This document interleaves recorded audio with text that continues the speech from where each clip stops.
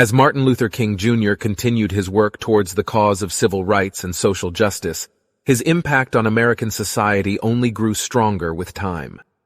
His speeches and writings, including the famous "I Have a Dream" speech, were studied and celebrated around the world, and his influence on the civil rights movement was unparalleled. As King continued to work towards social justice, he began to realize that true equality could not be achieved by simply fighting for the rights of Black Americans. He recognized that all oppressed groups, including women, Native Americans, and the LGBTQ+ community, were in need of advocacy and support, and he worked tirelessly to promote their rights as well. King's work took on an even more urgent tone in the late 1960s, as he spoke out against the Vietnam War and the rampant poverty that plagued America's inner cities.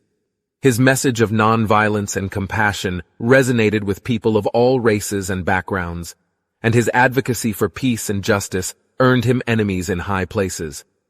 Despite the threats against his life, King remained steadfast in his commitment to social justice. He founded the Poor People's Campaign, a national movement to address the root causes of poverty in America, and he worked tirelessly to promote economic justice and equal access to education and health care. As King's influence continued to grow, he began to explore the possibility of running for political office.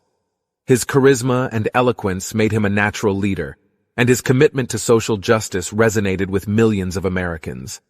In 1984, King announced his candidacy for President of the United States, and his campaign was met with enthusiasm by people from all walks of life.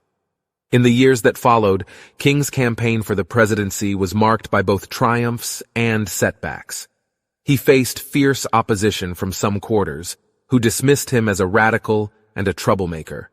But King remained focused on his vision of a more just and equitable society, and his message of hope and unity continued to resonate with people across the country. In 1988, King won the Democratic nomination for president, and he went on to win the general election by a landslide.